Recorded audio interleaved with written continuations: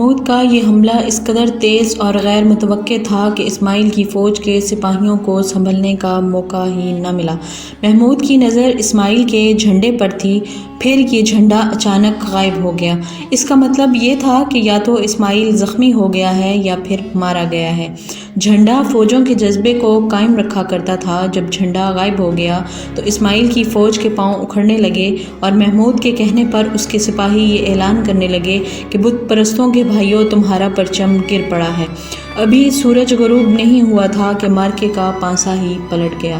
اسماعیل کی فوج کے سپاہی اور کماندار چٹانوں کے درمیان پناہ ڈھونڈنے لگے، مگر چٹانوں کے اوپر محمود غزنوی نے اپنے تیر انداز پھیلا رکھے تھے اور ان کے تیروں سے دشمن کے لیے کوئی پناہ نہیں بچی تھی۔ سب سے پہلے کلب کے ایک سالار نے ہتھیار ڈالے۔ اس سے محمود غزنوی نے اسماعیل کے متعلق پوچھا تو اس سالار نے جواب دیا کہ وہ ابھی مرا بھی نہیں اور زخمی بھی نہیں ہوا۔ وہ حملے کی شدت سے ایسا گھبرایا کہ کوئی حکم یا اطلاع دیے بغیر ہی وہاں سے بھاگ گیا۔ اس نے ایک طرف اشارہ کرتے ہوئے بتایا کہ وہ اس طرف بھاگا ہے۔ محمود غزنوی نے فوراً ایک لشکر تیار کر کے حکم دیا کہ اسماعیل کو تلاش کریں اور اس کے ہاتھ پاؤں باندھ کر اخلاقی مجرموں کی طرح پیش کریں۔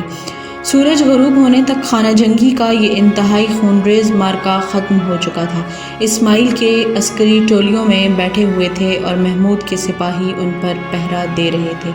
بڑی ہی بھیانک آوازیں سنائی دے رہی تھیں۔ زخمی کرراہ رہے تھے اور بعض چیخ رہے تھے۔ زخمی ہاتھی بھی چنگاڑ رہے تھے اور زخمی گھوڑوں کی آوازیں بڑی ہی ڈراؤنی محسوس ہو رہی تھیں۔ جیسے جیسے رات گہری ہوتی جا رہی تھی، معرکے کے بعد کی آوازیں اور زیادہ بلند اور ڈراؤنی ہوتی جا رہی تھیں۔ محمود غزنوی پہلے ہی حکم دے چکا تھا کہ دونوں طرف کے زخمیوں کو اٹھا کر ان کی مرہم پٹی کی جائے۔ زخمی اٹھائے جا رہے تھے، سینکڑوں مشعلوں کے شعلے گھوم پھر رہے تھے اور محمود غزنوی گھوڑے سے اتر کر لاشوں کے درمیان ٹہل رہا تھا۔ اچانک اسے ایک نسوانی پکار سنائی دی، محمود، محمود! وہ اس آواز کو فوراً پہچان گیا اور اس آواز کی طرف دوڑ پڑا۔ یہ اس کی ماں کی آواز تھی۔ مشعلوں کے گھومتے پھرتے شعلوں میں اسے اپنی ماں لاشوں کو پھلانگتی اپنی طرف آتی دکھائی دی۔ محمود نے اس کے قریب جا کر اس کے پاؤں پکڑ لیے۔ ماں نے اسے اٹھا کر اس کا سر اور منہ چوما۔ دونوں پر اتنی رقت طاری ہو گئی کہ وہ کچھ بھی نہ بول سکے۔ محمود نے اپنی ماں کو رخصت کر دیا۔ اب محمود کا وہاں پر کوئی کام نہیں تھا، لیکن وہ میدان جنگ سے جانا نہیں چاہتا تھا۔ اس پر جذبات کا ایسا غلبہ تھا کہ وہ کسی لاش کے پاس رک جاتا۔ کوئی مشعل بردار قریب سے گزرتا تو محمود اسے روک لیتا، مشعل کی روشنی میں لاش کے چہرے کو غور سے دیکھتا اور آگے چل پڑتا۔ وہ اسی طرح سر جھکائے چلا جا رہا تھا کہ اسے اپنی ماں کی طرح ایک اور نسوانی آواز سنائی دی، محمود! وہ رک گیا۔ دو مشعل برداروں کے درمیان ایک خاتون شاہی لباس میں ملبوس آہستہ آہستہ اس کی طرف آ رہی تھی۔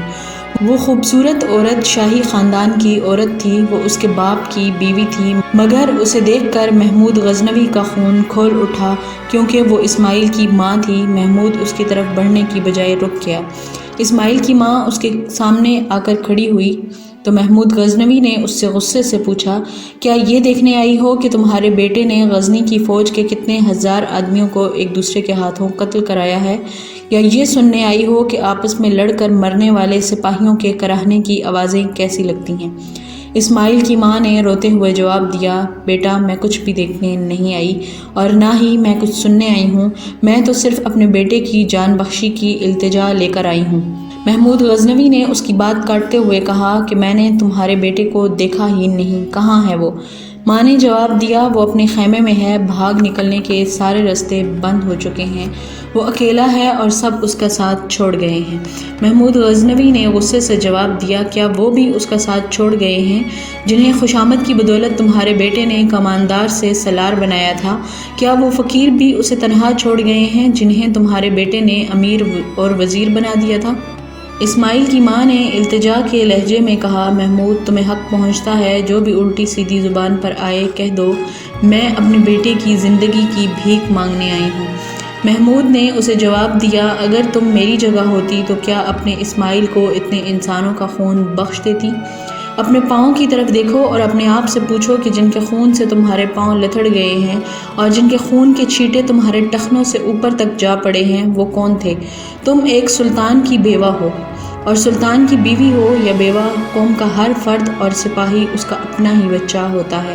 کیا یہ تمہارے بیٹے نہیں ہیں جن کے خون سے پھسلتی اور جن کی لاشوں سے ٹھوکریں کھاتی تم مجھ سے اپنے بیٹے کی زندگی کی بھیک مانگنے آئی ہو؟ قوم اور فوج کے خون کے ساتھ کھیلنے والے حکمران اسی انجام کو پہنچتے ہیں جس تک تمہارا بیٹا پہنچ چکا ہے۔ کل کا سلطان آج کا مفرور مجرم ہے۔ اسماعیل کی ماں نے جواب دیا، محمود، میں تمہاری ماں تو نہیں، تمہارے مرحوم باپ کی بیوہ ہوں۔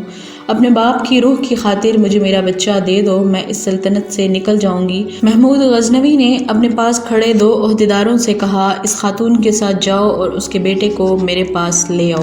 اس وقت اسماعیل اپنے خیمے میں سر جھکائے بیٹھا تھا۔ اس نے جب خیمے میں 2 عہدیداروں کو داخل ہوتے دیکھا تو وہ اٹھا اور سر تا پا کانپنے لگا۔ اس نے ان عہدیداروں سے کہا کہ وہ اسے فرار کرا دیں تو وہ انہیں منہ مانگا انعام دے گا۔ عہدیداروں نے کوئی جواب دیے بغیر اپنے سپاہیوں کو حکم دیا کہ وہ اسے پکڑ کر سلطان کے پاس لے جائیں۔ اسماعیل خود ہی ان کے ساتھ چل پڑا اور اس کی ماں بھی ان کے پیچھے پیچھے چلی آئی۔ اسے جب محمود غزنوی کے سامنے کھڑا کیا گیا تو محمود نے اسے سر سے پاؤں تک دیکھا اور کہا، تمہاری ماں نے مجھ سے تمہاری زندگی کی بھیک مانگی ہے، میں ایک ماں کی استدعا قبول کرتا ہوں، تمہیں زندہ رہنے دوں گا، لیکن میرے ایک سوال کا جواب دو۔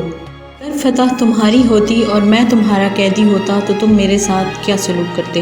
اسماعیل نے جواب دیا، میں تمہیں عمر بھر کے لیے قید میں ڈال دیتا اور آزادی کے سوا تمہیں زندگی کی ہر آسائش دیتا۔ محمود غزنوی نے کہا، اور میں تمہارے ساتھ اس سے برا سلوک نہیں کروں گا، تم ساری عمر کے لیے جرجان کے قلعے میں قید رہو گے جہاں آزادی کے سوا تمہیں زندگی کی ہر آسائش اور سہولت مہیا کی جائے گی۔ اپنی ماں کو اپنے ساتھ لے جا سکتے ہو۔ اسماعیل نے باقی عمر اپنی ماں کے ساتھ اس قلعے میں گزاری۔ اس طرح ایک بہت بڑا خطرہ ٹل گیا۔ ادھر لاہور میں راجہ جے پال تک جب یہ اطلاع پہنچی کہ سلطان سبکتگین مر گیا ہے تو اس نے اپنے جرنیلوں کو بلایا اور انہیں خوشی سے یہ خبر سنائی کہ اب وہ غزنی کو آسانی سے فتح کر لیں گے کیونکہ سلطان سبکتگین مر گیا ہے۔ راجہ جے پال نے پوچھا، کیا ہماری فوج حملے کے لیے تیار ہے؟ تو ایک جرنیل نے جواب دیا، ایک آدمی کے مر جانے سے پوری قوم نہیں مر جایا کرتی، ہمیں پہلے ہی 2 بار شکست ہو چکی ہے، ہمیں سوچ سمجھ کر حملہ کرنا چاہیے۔ دوسرے جرنیل نے کہا، سبکتگین کا بیٹا محمود بھی جوان ہو گیا ہے، میں یہ تو نہیں بتا سکتا کہ وہ پوری فوج کی کمان کے قابل ہے یا نہیں، میں نے اس کے 2 حملے دیکھے ہیں، مجھے اس میں قابلیت اور جرأت نظر آتی ہے، ہمیں یہ معلوم کرنا چاہیے کہ وہ کس حد تک قابل ہے۔ راجہ جے پال نے کہا، میں یہ معلوم کر لوں گا، تمہیں معلوم ہے کہ میرے پاس غزنی کی فوج کے اونچے درجے کے 2 قیدی ہیں، میں ان سے معلوم کر لوں گا۔ آپ لوگ فوج کی تیاری اور ترتیب تیز کر دیں، میں اب بہت جلدی غزنی پر حملہ کروں گا۔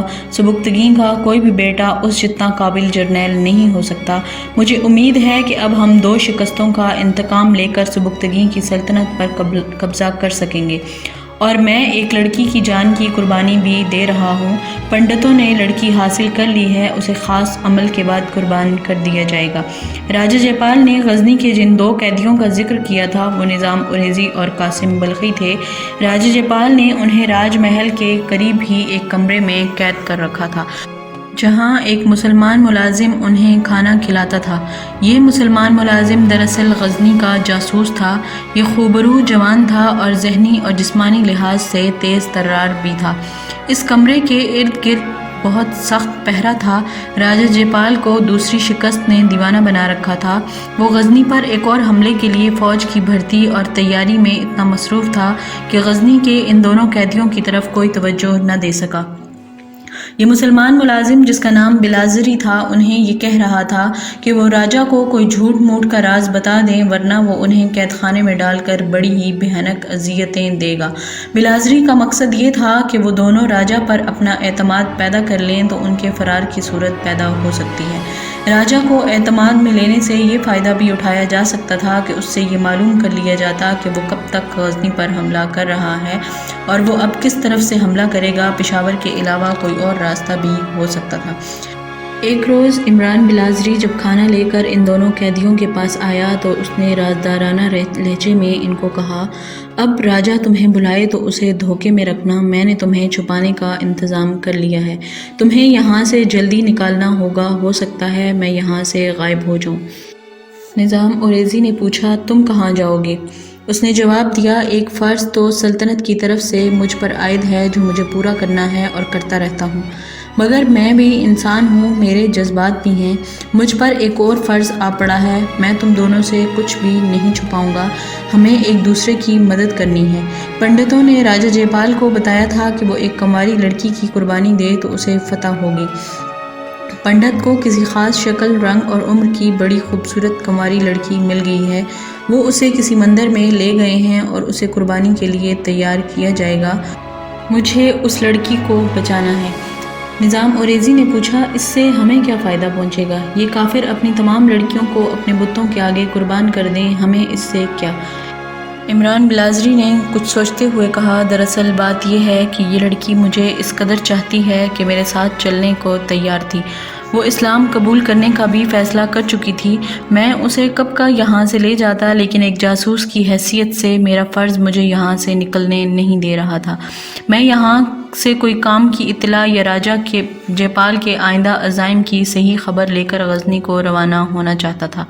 لڑکی جب بھی مجھے ملتی مجھ سے یہ کہتی تھی کہ میں اسے غزنی لے چلوں، اتنے میں تم دونوں آگے اور یہ بھی میرے فرائض میں شامل ہے کہ تمہیں یہاں سے فرار کراؤں۔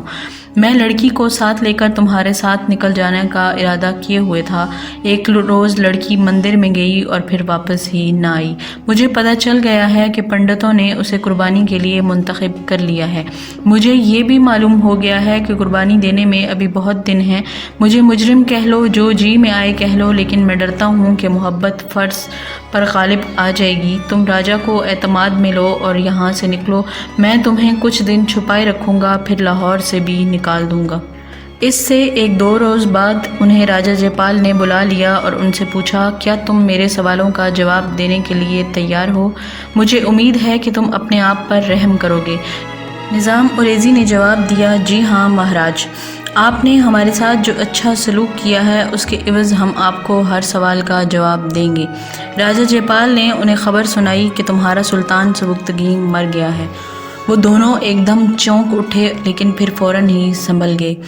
راجہ جے پال نے پرجوش لہجے میں کہا اب غزنی کی سلطنت کو بچانے والا کوئی نہیں رہا، تم اب میرا ساتھ دو، میں تمہیں اپنی فوج میں عہدہ بھی دے سکتا ہوں، مجھے یہ بتاؤ کہ اس کا بیٹا محمود اپنے باپ کی جگہ فوج کی کمان کر سکتا ہے، اس میں جنگی قابلیت کتنی ہے؟ نظام اوریزی نے جواب دیا اس میں اتنی جنگی صلاحیت نہیں جتنی سلطان سبکتگی میں تھی، وہ صرف جنگ میں اپنی مخصوص چالیں چلتا ہے، اگر آپ کو یہ چالیں ہم بتا دیں تو آپ اسے آسانی سے شکست دے سکتے ہیں، آپ کو دوسری شکست محمود کی چالوں نے ہی دی تھی۔ ان دونوں نے راجہ جے پال کو محمود کی چالیں بتانا شروع کر دیں جن کا حقیقت سے کوئی تعلق نہیں تھا۔ راجہ نے اپنے جرنیلوں کو بلا لیا، اوریزی اور بلخی نے انہیں چالیں سمجھائیں۔ قاسم بلخی نے کہا ہم آپ کو عملی طور پر یہ چالیں سمجھائیں گے لیکن ہم قیدی بن کر آپ کو ان چالوں کی عملی شکل نہیں بتا سکتے۔ راجہ جے پال نے اسی وقت حکم دیا کہ ان کے کمرے سے پہرہ ہٹا دیا جائے، رات آئی اور گزر گئی اور پہرہ بھی ہٹا دیا گیا۔ اگلے روز عمران بلازری ان کے لیے کھانا لے کر کمرے میں بیٹھ گیا، بہت دیر گزر گئی، راج محل سے اوریزی اور بلخی کا بلاوا آیا۔ بلازری نے قاصد کو بتایا کہ وہ تو صبح سے کھانا لے کر یہاں بیٹھا ہے مگر یہاں تو کوئی ہے ہی نہیں، وہ رات کو ہی نکل گئے تھے اور بلازری انہیں ایک گھر میں چھپا آیا تھا۔ عمران بلازری پر کسی نے شک نہ کیا کہ غزنی کے دونوں قیدیوں نظام اوریزی اور قاسم بلخی کو اس نے راج محل سے فرار کرایا ہے، اس نے یہ فرض تو ادا کر دیا تھا مگر اب بھی اسے ہندو لڑکی کو بھی بچانا تھا جو اس کی محبت کی خاطر اپنا مذہب، اپنا گھر اور اپنا ملک چھوڑنے کو تیار تھی، مگر اسے پنڈت اسلامی انسانی قربانی کے لیے لے گئے تھے۔